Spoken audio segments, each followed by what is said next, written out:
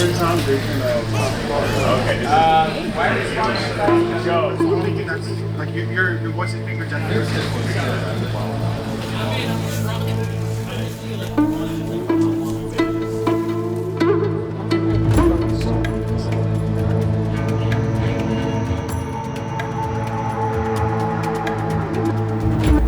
you want to start?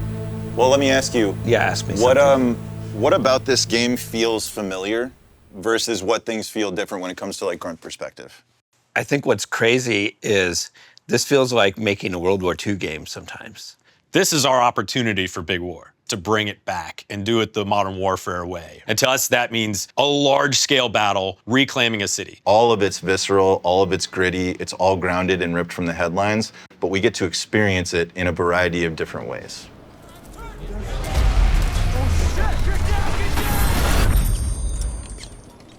We need to go back to the call of duty.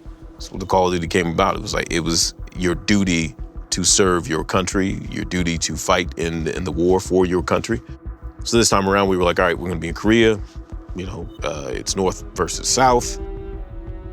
What better place to go back to the roots of what Call of Duty is than that conflict? We dug into pretty hard the history of, North and South Korea, the reason that there's a, divide in the first place. Mm-hmm. And now we're getting to go back to that actual huge forces in direct conflict, two actual modern militaries. Like, what is Big War? What is Big War? What is right? Big, and you ask a person, everybody has a different identity of what Big War is. You can imagine the powder keg that's underneath, this place inherently. It's built in, unfortunately, but we got to explore that. When I was growing up, that was still very real, and so our campaign levels definitely adds that threat looming feeling to actually happening. So this story kind of is like, what if? The city of Hajin is a really important aspect of the story overall. When conflict breaks out on the Korean Peninsula, this is where the conflict happens. North Korea invades this place first and takes this place. South Korea and North Korea was kind of part of the main story point of the single-player mission. So our aim is to make sure that we relive the experience for the players and be able to portray that and then show the aftermath of the story that would happen in the single-player. It's a place where our main characters, a lot of them, live. It's what they call their home, and we were really inspired to make sure that this place was as accurate as possible, make sure the people that were inhabiting it were as grounded and realistic as possible. I was able to dug up some of the old photos and references that I've actually lived in. These are some of the areas where you would find in the entertainment districts or some of the apartment sprawl districts. We went from the initial concept stages and pre-productions and then looking at the global art direction for the goal of the game. 저 집들을 싹 비워라! 모두 밖으로 내보내. 알겠나? The narrative team and Grigsby, they have dialogue coaches and they have their lines, and we got to review every single line to feel like if this person is from the southern region of South Korea, then they need to have a specific dialect. We needed to make sure those elements are there. It makes us get immersed into it because their lines are so good and their emotions through the acting is so good that we were like, we bought it right away. 뭐야? 잠깐만. 아, 진짜? 야, 이거 누구야?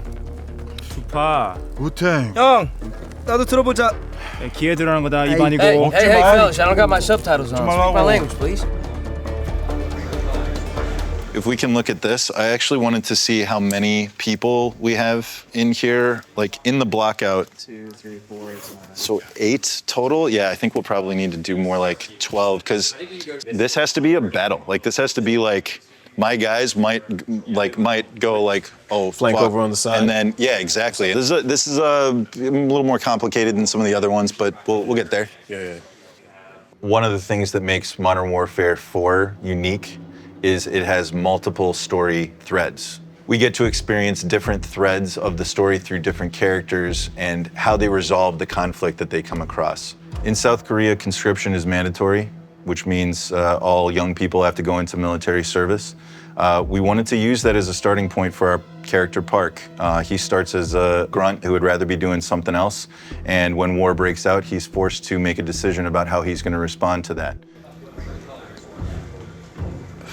Just starting from that of like the value of choice or not having choice, and for Park, it's I think the line we used was like, or they didn't give me the option to sign up. They just told me when to show up. Exactly. Right. Yeah. But he decides how he leaves. As the story starts to unfold, it goes from I'm just hazing a new guy and doing my daily stuff to, okay, now I have to figure out how I'm going to help keep myself and my guys alive. And we get to see that kind of play out through all these different, harrowing situations. Like your city is being bombarded. You're, just running from space to space as North Koreans are, falling and literally dropping in from the sky. And so it's just like, you've never fired your gun at another person before. What does that feel like? What are you going to do mentally, to prepare yourself for no, it's time to, it's time to initiate combat, right? Like that's a tough decision to make. And so I think that was an interesting place to go with someone who didn't ask for this, who didn't sign up, for a war, but is faced with fighting through one. Modern Warfare 4 brings us into new emotional territory because of some of the experiences that the characters have been through, some of the choices that they made that they can't come back from. We get to build on a foundation that makes this new chapter something we've been building towards for a long time, and a story that we're really passionate about telling. Something like this. I think we'll turn this more into just like a full-on, as though it were a work table, workbench. All the way, workbench across. Yeah, when we first met Brice in 2019, he taught us that a soldier draws the line wherever they need it. We get dirty and the world stays clean, right? And I think people found that enticing at the time. That was a different way to look at what the good guy is, or what the good guy has to do to make the bad guy scared of the dark.